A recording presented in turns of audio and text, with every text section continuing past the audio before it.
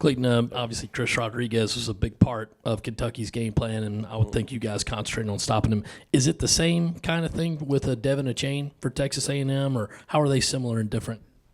They're definitely different in just the size, the types of runner they are. Obviously, Rodriguez is a big, powerful back, and Achane is a obviously fast scat back, also with power. He's a football player that's really fast, and that's the major difference.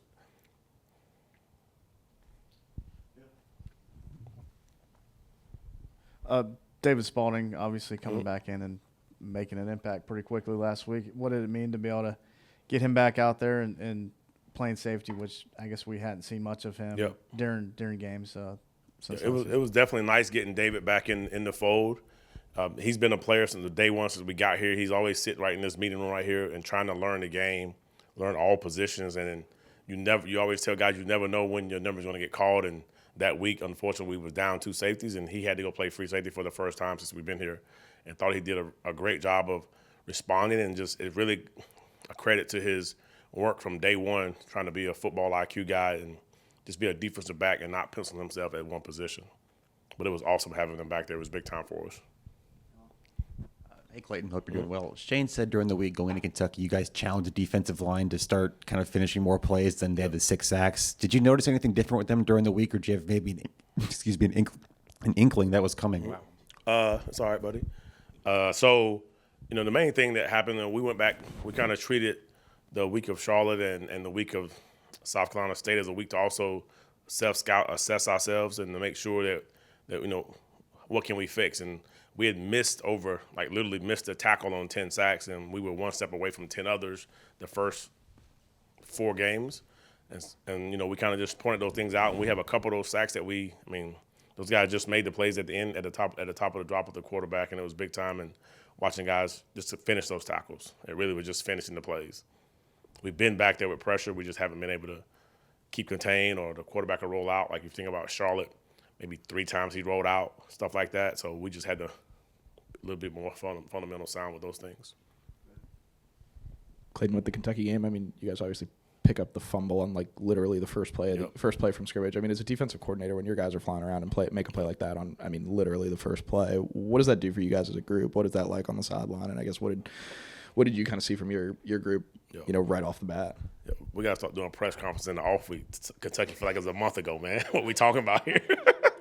Good God. Let me think back. Kentucky, the first play of the game, obviously it was a big momentum shift for the team, and it was awesome,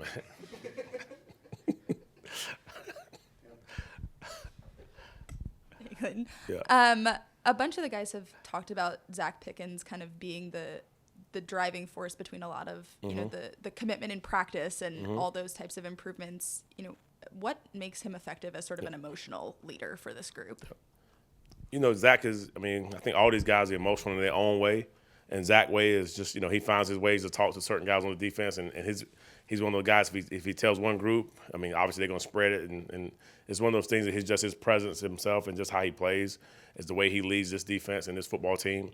And we know he's a man, you know what I mean? So it's like the guys just respect him. He's not saying he's a bully or nothing like that, but he's the big guy in the group. So everybody's going to respect Zach Pickens and listen to Zach because he's been here and he works hard every day. So that's the more, and he's never, in trouble or never, in the doghouse, as you would say. But he's a teacher's pet.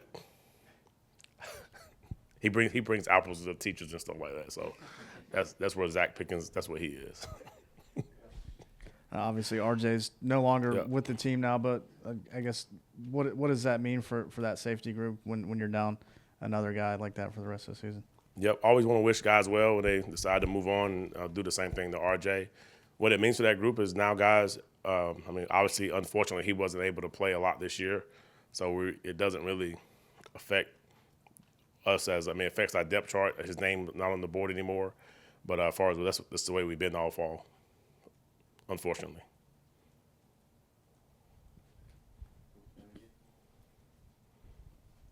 Clayton, I guess the last 3 weeks have probably been some of your better efforts, at least your group's efforts against the run. I guess, is that just a product of guys getting more comfortable, getting a few games under their belt? What are you seeing against, Charlotte, South Carolina State, Kentucky that you guys have been able to do that's maybe replicable the back half of the schedule?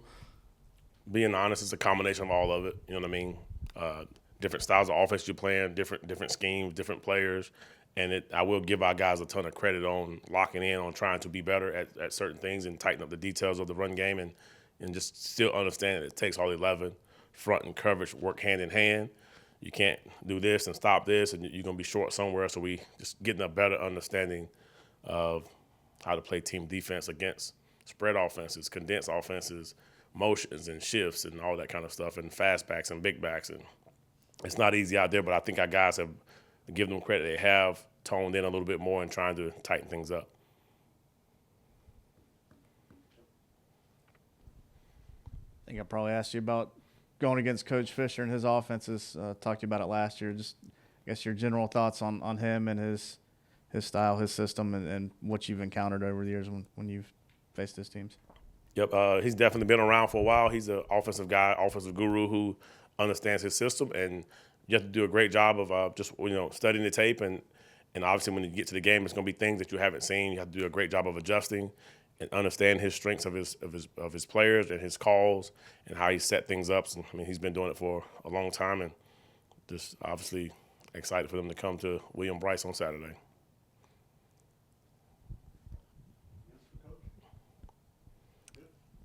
Thank you, guys. Appreciate it. Yep.